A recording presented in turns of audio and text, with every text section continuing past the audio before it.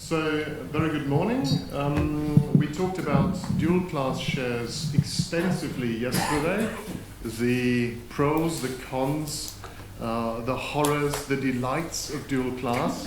I'm extremely pleased to introduce a new instrument to you this morning called LoyaltyShares, which now in Europe is sort of in the position of maybe becoming the new dual class. It's definitely the flavor of the year. It has been last year, and there's probably more to come. So what I'll do now in the time that I have, first of all, I'll tell you a little bit about loyalty shares with tenure voting and how they work, why their adoption in Europe in the more general setting, how they're different from dual class. And after I've done that, I'll move to a shock to an existing system that was put in by the French, by France, through a law change that they did, where they threw the existing stock of loyalty share and one share, one vote share companies out of equilibrium by basically forcibly switching them around. And that should have had, one would expect, maybe an impact on the stock of existing companies, but also on the flow. And I'll then take, as Lucien called it yesterday, a contractarian view and see whether a contractarian view survives that experiment in terms of Q and the other things that we know about.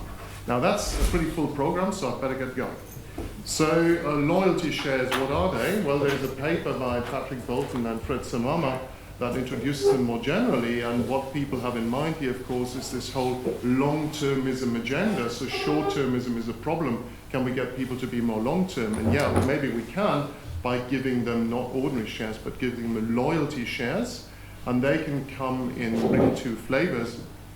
You can either so you reward people for being long-term, so holding shares for a longer period of time, and you can reward them either through giving them extra cash flow rights, and in the case of Patrick and Fred, they propose to give people a warrant if you hold for a longer period of time, or you can give them additional control rights. In the simplest case, you can give them additional voting rights.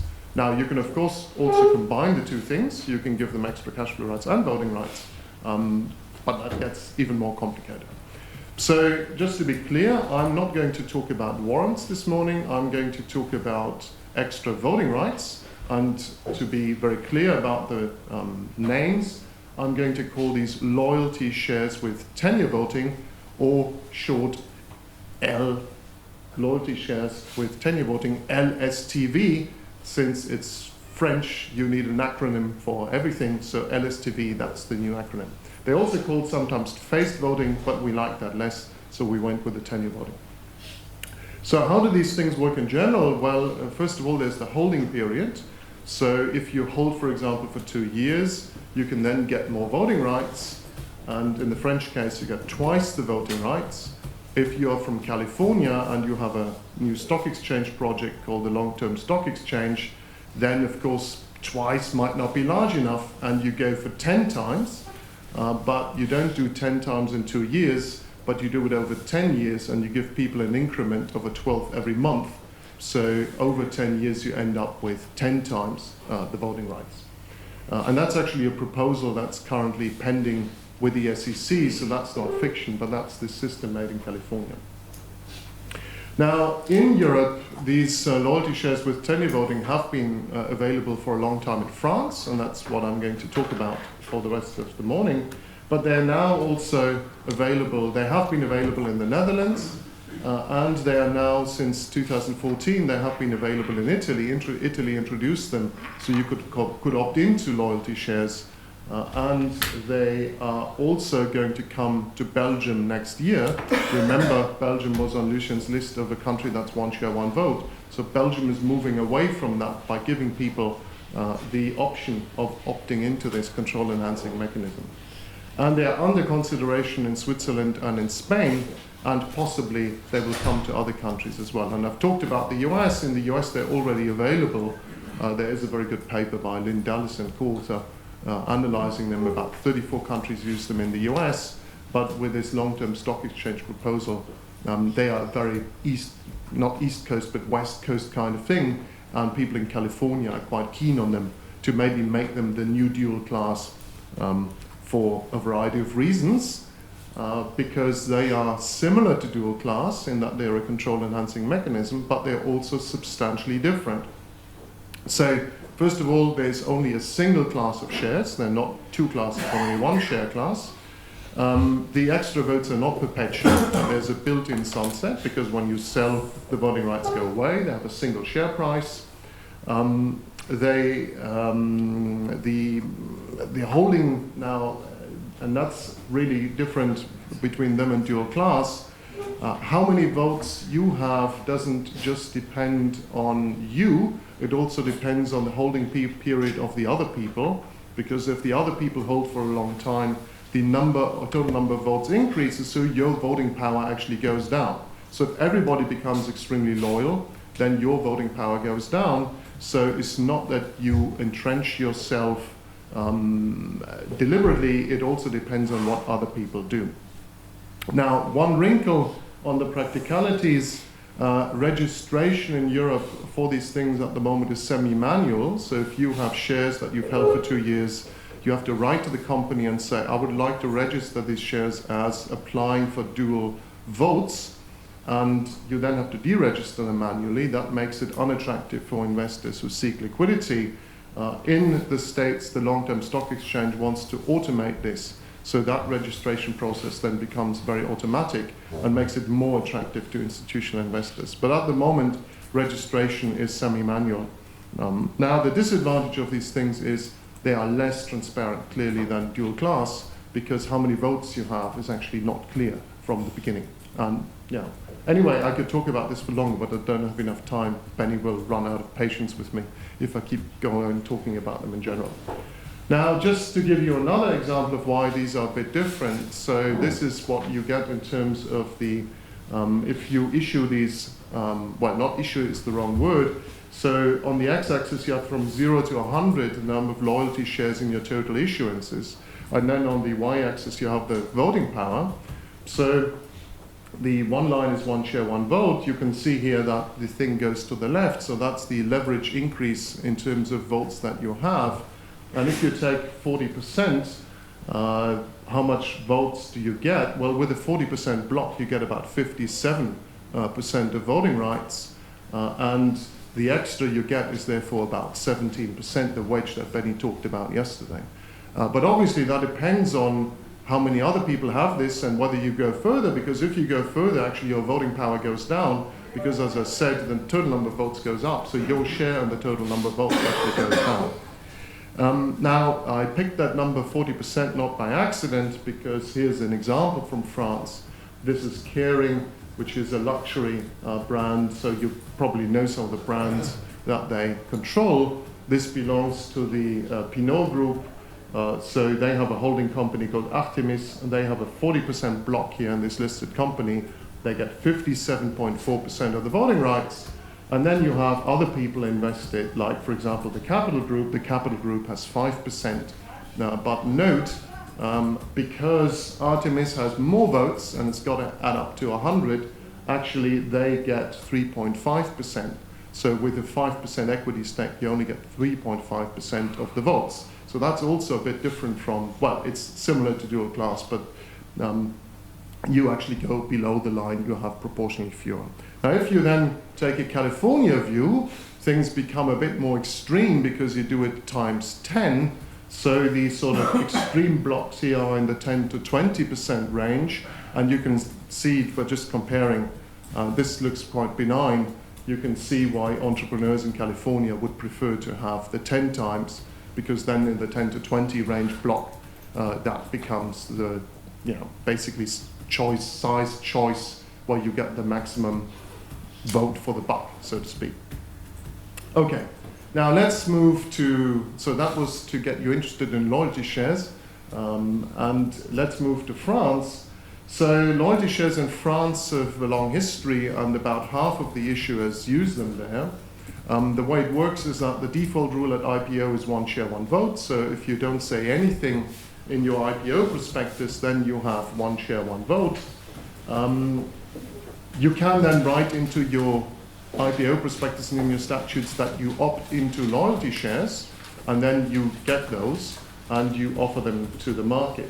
Now, there are two versions of this. Either you say, well, whatever holding period you have before the IPO applies when you do the IPO. So if you've held the shares for 2 years, then you immediately go with twice the voting rights to market. And the people who buy the shares new, they start the 10 o'clock at 0. Or you can go and say everybody starts the 10 o'clock at 0. Now, the long-term stock exchange in California proposes that everybody will start the clock at 0. In France, typically people start the clock with whatever they had in terms of holding before. So if you are a family and you do the IPO, you would typically start off with your dual loyalty shares from the very beginning. Now, if you change your mind and you go to the market with loyalty shares, but afterwards you decide that you want to adopt one share, one vote, you can do this by changing your statutes. And to do that in France, you need a 2/3 majority, a supermajority, and you can then change from one share, one vote to loyalty shares, or the other way around. You can remove the loyalty share provision from your statutes by having a shareholder vote with a supermajority. So what's then the reform that we look at? Well, we look at a reform that essentially switched people around. The reform said that if you have one share, one vote today, if you do nothing in 2016, you're going to have loyalty shares unless you opt out before. And for the flow, if you do an IPO after 2016, instead of having one share, one vote, if you say nothing, you are going to have loyalty shares. So they switched from the default rule, one share, one vote, to loyalty shares in that reform. I'll talk about the detail of the timing in a second. So what that allows us to do, hopefully, is to check whether some of these theories that we have about these contractarian ideas. So if the contracting that you have at IPO is ideal, so the entrepreneur says, well, I would like to contract with people, what's the best way of doing this? And the entrepreneur says, well, actually it is, because given the company and who I am and so forth, it is dual class, no, in this case, loyalty shares. Well, then you do that, and if it's better to have one share, one vote, you do the other. As was said yesterday, we can't really know whether that's good, because are people actually going to switch afterwards? Do they have that possibility? Well, in that case, you can maybe block it or not block it. Well, here they're going to be switched by force. So the question is going to be, is in the stock flow, is that going to make a difference? And then in the stock, are people actually going to revert back to what they had originally? Because if what they contracted on in the beginning was good, well, they would want to revert back to what they had to start with. So how does the reform, what's the exact timeline on the reform? Well, here's the timeline. So this law, Loi Florange, was brought in 2014. So the key date is the 29th of March 2014. And at that date, you had 2 years to the 29th of March 2016 to opt out of the switch. Okay, so if you did nothing from the 3rd of April 2016, you would be switched into loyalty shares. But you had 2 years to have one of these supermajority votes in order to opt out, if that's what you wanted to do.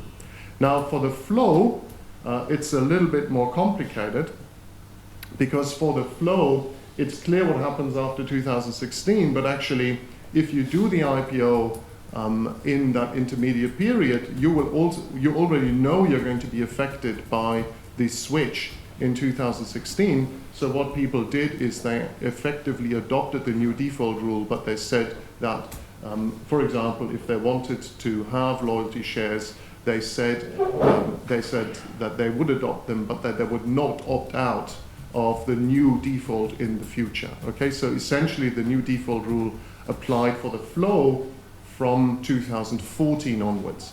Okay, so 2016, this period of potential reversal. For the flow, you essentially start in 2014. So what do? Well, we then go and check, first of all, whether the IPO was affected by this in terms of the usual things, and then secondly, we look at the stock. So in terms of the IPO flow, nothing much in terms of just the sheer percentages, so how many were one or the other in the two periods, nothing much changed. And if you then go and do exercises by looking at various IPO characteristics, like, for example, in this case, who goes to market, what is the characteristic? Well, the first characteristic is that the loyalty shares, the adoption of loyalty shares is more likely if you're a family, so families adopt them more often, but there's very little, there's nothing that changes from the experiment, so before and after, in terms of who adopts them. So families adopt them before and after, and then VCs basically adopt both. They're as likely to adopt one share, one vote as loyalty shares and the other one.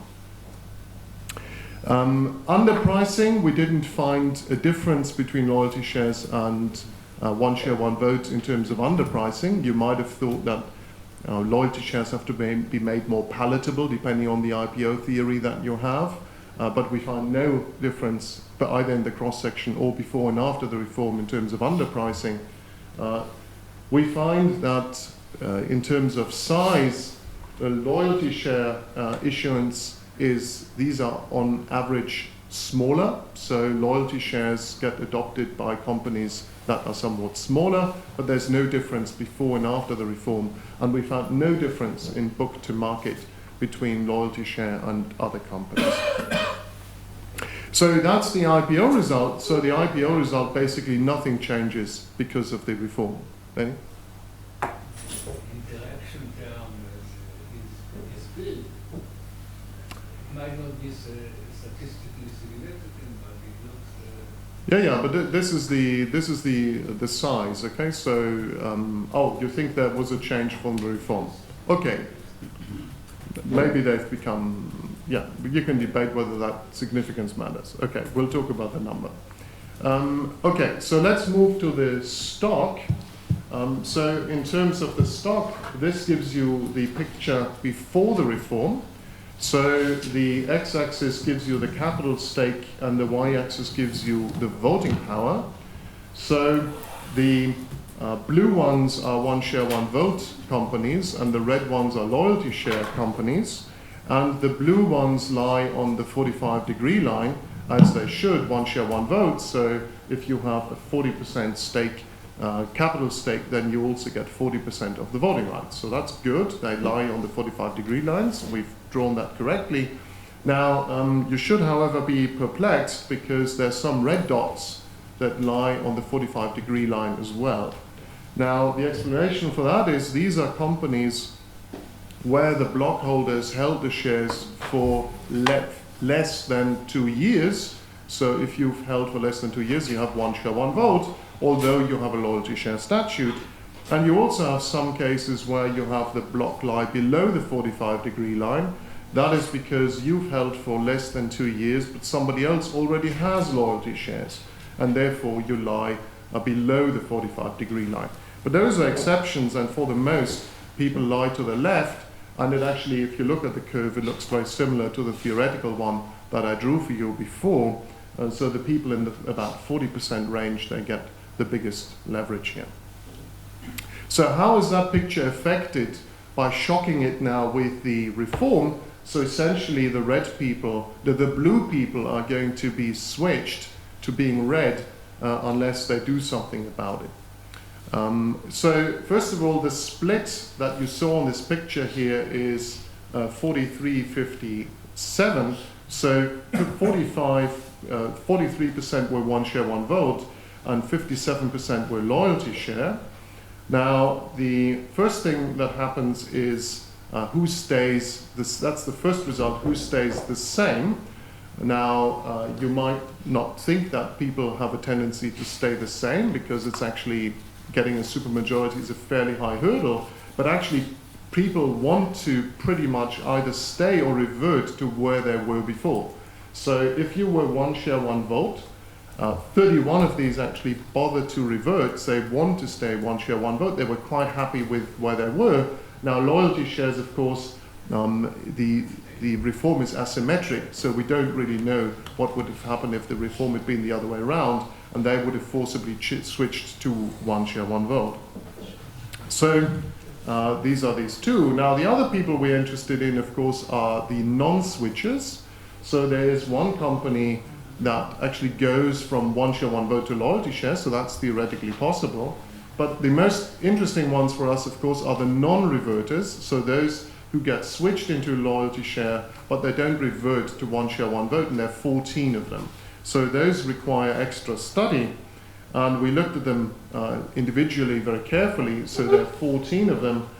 These are the 14, and you have the light blue where there was actually no shareholder vote, so they did nothing and therefore got switched into loyalty shares. And then you have the black blue or the navy blue triangular ones where there was a vote, but the vote actually failed.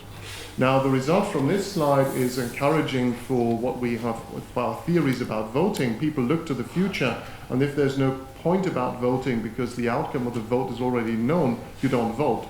And that's of course the case in the light blue, because they had a blocking minority, so they already knew that if the blockholder here says we don't want to switch back, well, there's no point having a vote. Whereas in the other ones, it wasn't sure how the vote would turn out ex ante. So who are these 7? Well, these 7 companies turn out to be companies where the state was involved. The state was the major blockholder, or a gentleman called, and that's the case in the case of Vivendi, Vincent Bolloré. Don't know if you've come across him.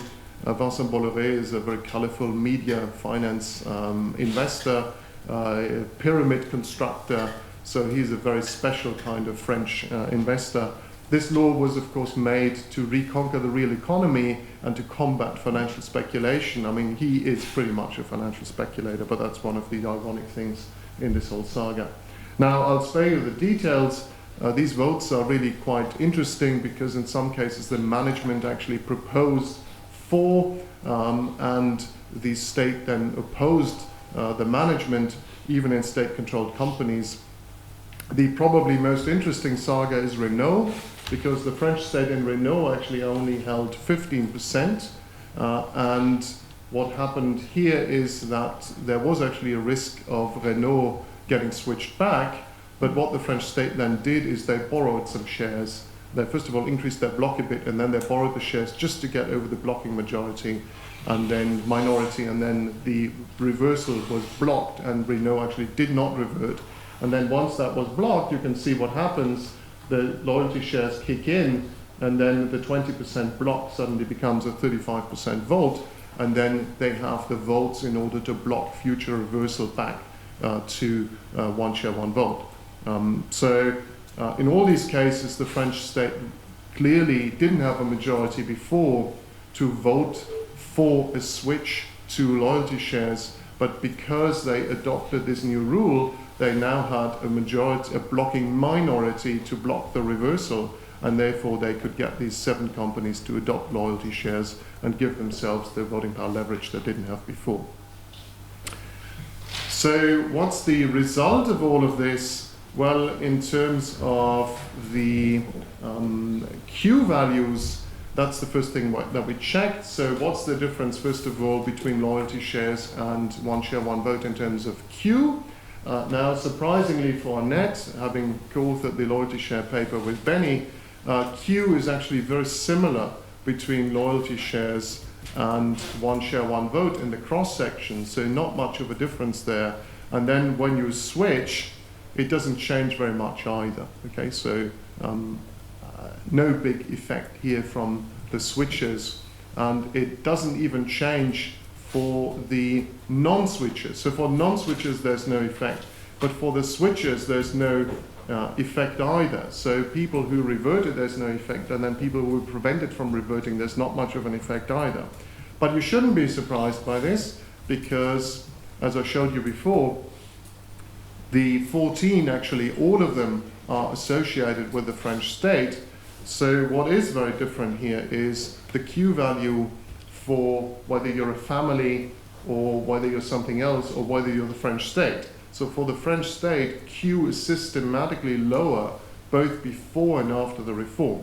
So what matters here is not whether you have loyalty shares or not, but what matters in this sample is whether you have the French state involved or not.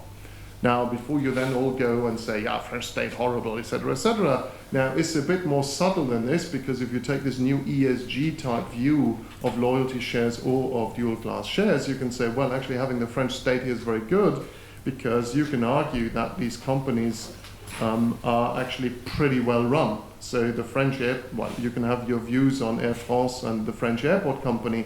So I'm not going to comment, but you know, maybe these companies are not run inefficiently. Maybe they just care about other things than shareholder value maximization. So you can make an argument that that's why the Q is lower. But we don't address that in the paper. Okay, and then we also have a result on holding periods, but I don't want to dwell on this very much. So it doesn't, if you measure holding periods in terms of liquidity, which is not a great way of measuring holding periods, as we know, but if you measure it in that sense, actually the non-switcher, the people who don't revert, they actually become more liquid. Okay, so if you have the French state involved and the French state now has loyalty shares, actually holding periods, liquidity goes up, holding periods go down. Now that can just be an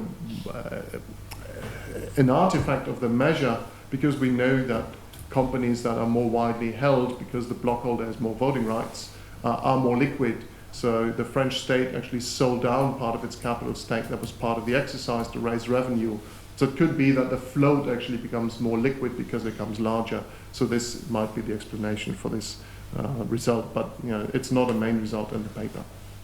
So to sum up, so in Europe, loyalty shares are mostly used by families. This is helped by the fact that registration for institutional investors is difficult.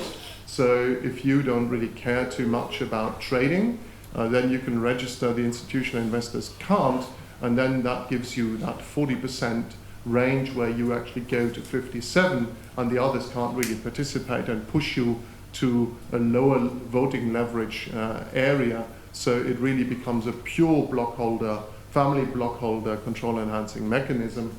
In terms of the experiment, the IPO flow was not affected really by this, so default rules, at least in this setting, doesn't seem to matter. And the stock, we found a surprisingly large, perhaps surprisingly large reversal to where people were before, given how difficult it is to actually obtain that 2/3 majority. And then there's, of course, a special twinkle and wrinkle about the French state. It wasn't a neutral reform if you evaluate the reform. It was really the French state doing itself a favor. And if it had been a very neutral reform that was only about making people, giving people this new instrument, they would have grandfathered the stock, but they didn't. And the fact that they didn't in this case was quite deliberate. Thank you.